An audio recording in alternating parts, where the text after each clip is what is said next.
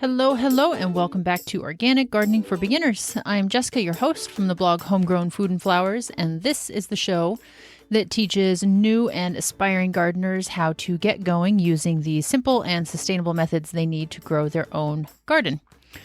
Today, we are continuing our little series on gardening as a blank. So putting yourself in different situations, such as last week we talked about gardening while renting. This week, we are talking about gardening as a mom because it is a tricky balance that you have to figure out as you go. And next week, we're going to talk about gardening on a budget. So a little mini series designed to kind of target some of those pain points that gardeners can come up against when they are just trying to grow their best garden. So let's dig into the show today. Alrighty, two quick little things before we get started. One is I wanted to mention another podcast review shout out on Apple Podcasts that I so appreciate reading. This is from Calendula Lover, which is an awesome name. And they say that the podcast is super helpful, that they're getting tons of helpful information, and that the show is exactly what they were hoping to find. So thank you very, very much. As always, if you want to leave a review, I so appreciate it. It means a lot to me, and it helps me create a better show that delivers what you need to hear, what you need help with, what you want to learn more about. And then secondly, I don't mention very often, but I have an Etsy shop with all kinds of gardening goodies. And for example, right now I have printable planners for seed starting, for cut flower gardening, for general garden planning. And I've also got some seasonal products in there right now, like a gardening advent calendar that I am so in love with, where you get a new packet of seeds every 24 days of December that will come together to make a big, beautiful garden. A couple variations of those. I'm selling them at my local farmer's market, and they've gotten a great reception. So just wanted to point that out in case I hadn't mentioned it since you've been listening. And I'll have links to those in the show notes. All right, so like I mentioned, this is the second part of our little mini series of some common struggles with gardening. And in episode 31, we talked about tips for starting a garden even if you're renting, because that is a reality for a lot of people, was a reality for me for many, many years. And it takes a little bit of working the system to be able to garden even when you know you're going to have to leave it behind. And today's episode 32, we're talking about balancing being a busy mom and still getting your gardening time in. And this, of course, applies to the dads, the grandparents, the foster parents. If you have kids at home and you're still trying to garden, this episode is for you. I put mom in the title because that's my perspective and my position on it. But, I want to help anybody that is trying to balance their busy life with garden time.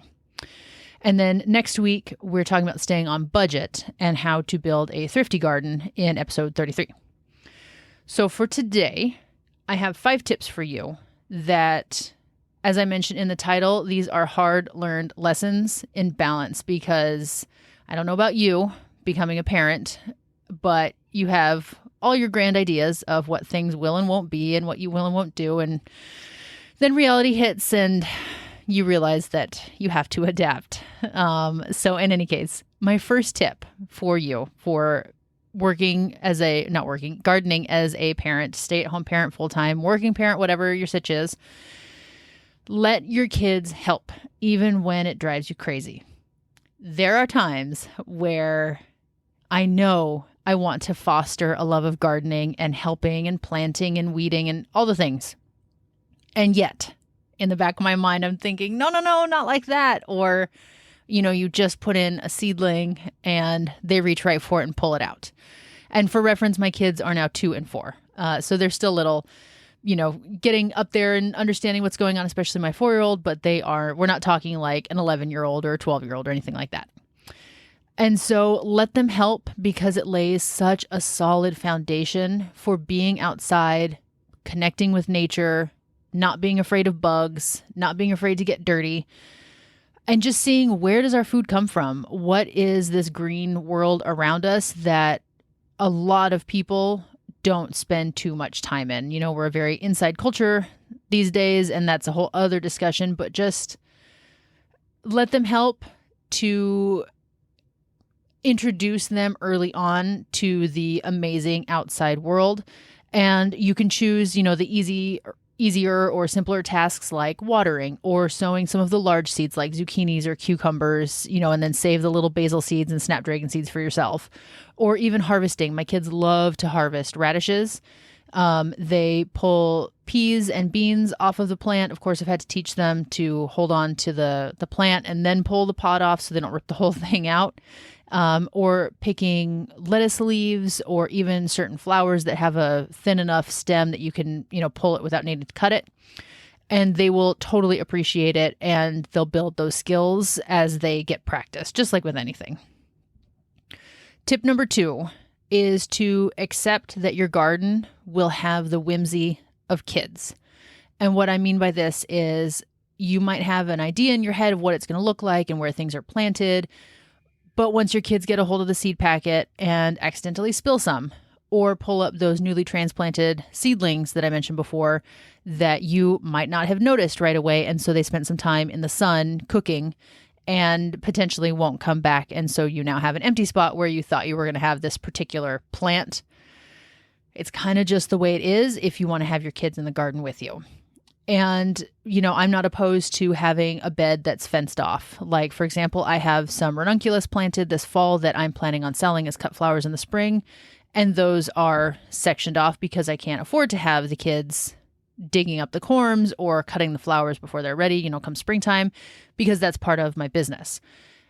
But for our home garden and our food garden, if I have my row of radishes where, whoops, they spilled 5 seeds when they should have put 1, oh well, it's still going to grow. I'll just thin them out as they go, and it's not a big deal. And so I try to let go of that control of this is how I want the garden to be laid out, or this is how many sunflower seeds I want to put out. And I just realize, it's okay. It all comes out in the wash, and I'm including them. They're able to help. And that is more important than whether I have that 1 radish seed or 5 radish seeds. And some of these, some of these might be super obvious to you. You might not get hung up on these things the way I do.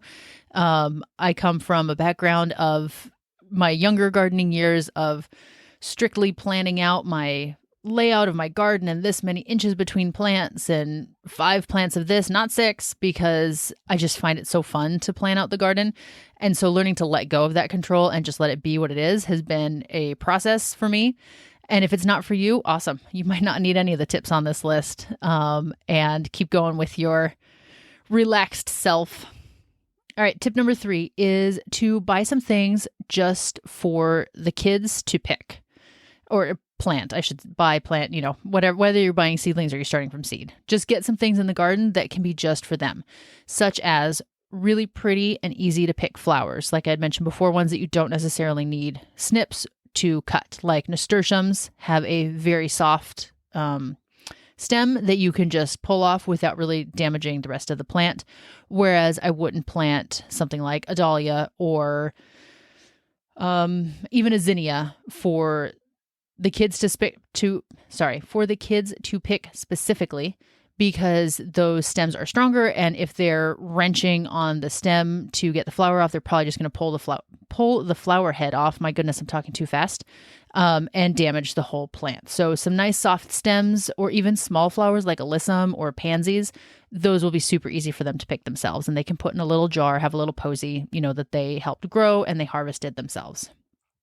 Also, like I mentioned before, easy to harvest crops like peas or beans or leafy greens like spinach and lettuce might be easier for them to help harvest, as opposed to something like a zucchini where you really got to tug on it and be careful to not rip the whole stem off with the fruit itself.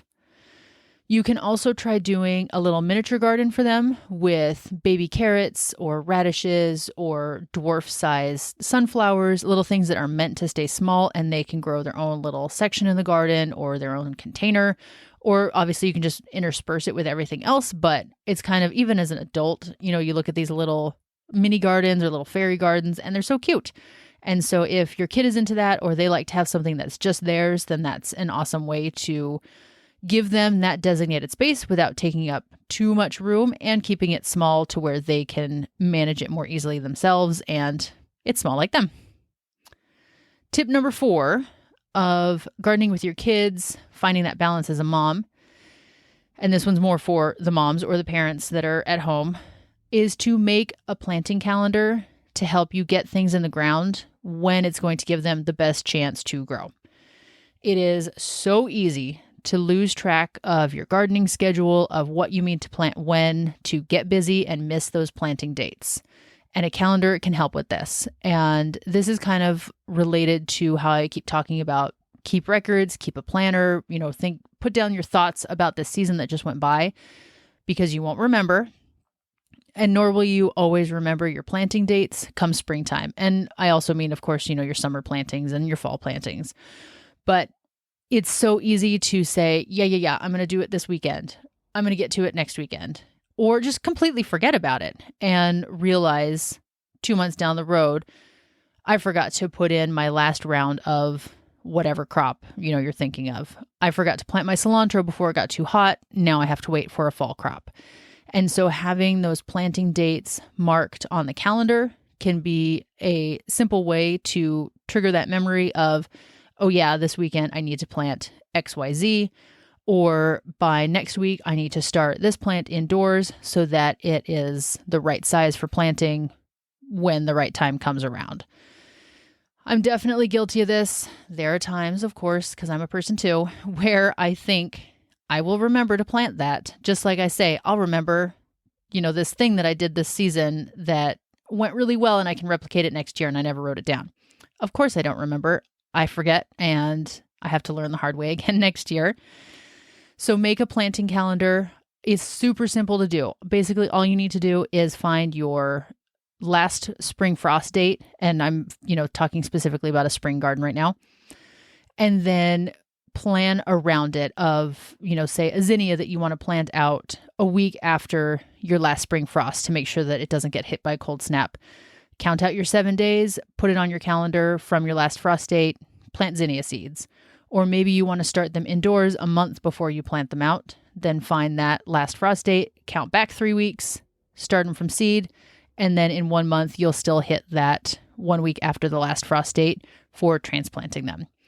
Hopefully that all makes sense as far as the math. I have some blog articles about this. I have the planner that I mentioned at the top of the show, and there are a ton of other resources that I can link in the show notes if you want some help for figuring out your planting dates so that you can already be thinking ahead to next season and getting a planting calendar ready to go so that you don't get lost in the sauce of parenting and responsibilities and chores and work and all the things that we all have coming up. And you know what? This even counts kind of right now.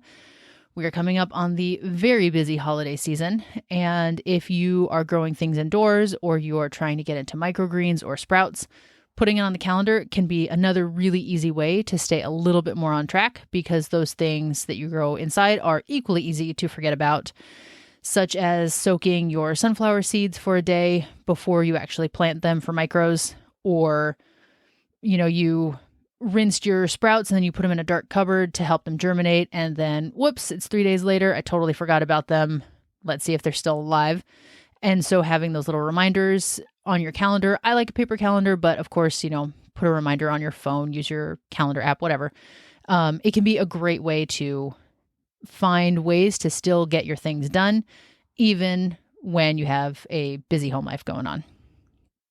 And then number 5, protect your time in the garden when you need that time to connect with your garden. Sometimes I feel obligated to always let my kids be in the garden with me, but I also have to recognize there are times where I just want to be by myself in there. I just want to plant something alone.